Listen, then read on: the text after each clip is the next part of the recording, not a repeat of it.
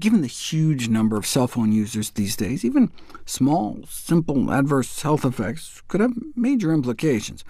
The major concern is that they're usually held close to the head, resulting in significant exposure to the brain. But what other tissues are on the side of the head where the phone is usually placed? Like, how about your inner ear? That's the organ most frequently and directly exposed to cell phone radiation. So what about possible adverse effects on hearing? In fact, the ear canal may provide a natural route by which emissions can go deeper into our skull. OK, well, a first natural question to ask might be, do long-term cell phone users have worse hearing? Apparently so. Cell phone users were found to have detectable hearing loss, though not enough to be noticeable, suggesting long-term cell phone use might damage the inner ear. The damage done was bilateral, detectable in both ears, which may be more consistent with a radiation effect than just a constant loud noise in one ear effect. Now, this was comparing users to complete non-users. If you compare heavy to light users, there appears to be a dose response, meaning the longer the duration of daily cell phone use, up to 4 or 5 hours a day, the more the hearing loss, the higher the sound threshold before they could hear this hearing test tone, clearly revealing, the researchers concluded, the hazardous effects of mobile phone use on auditory function.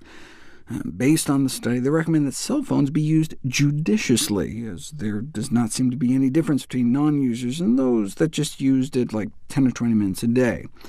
However, 2 hours a day did appear to be associated with a certain amount of hearing loss, blamed on the exposure to the electromagnetic fields generated by the phones. But to make a claim like that, you can't just use observational studies like these. You need to put it to the test.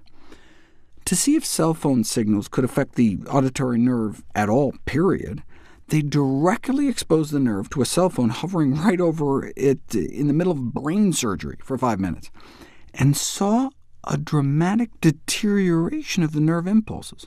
So much so they decided to stop the experiment early to avoid possible permanent damage.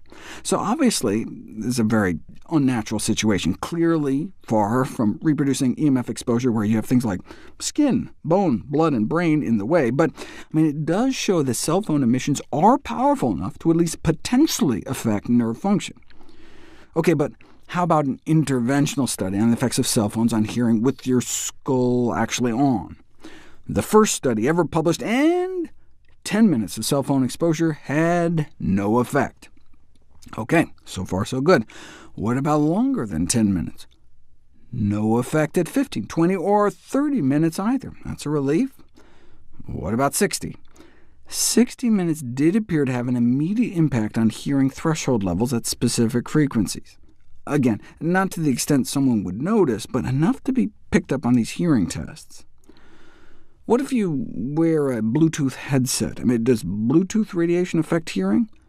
No effect on your pet rat. But what about the other members of your family?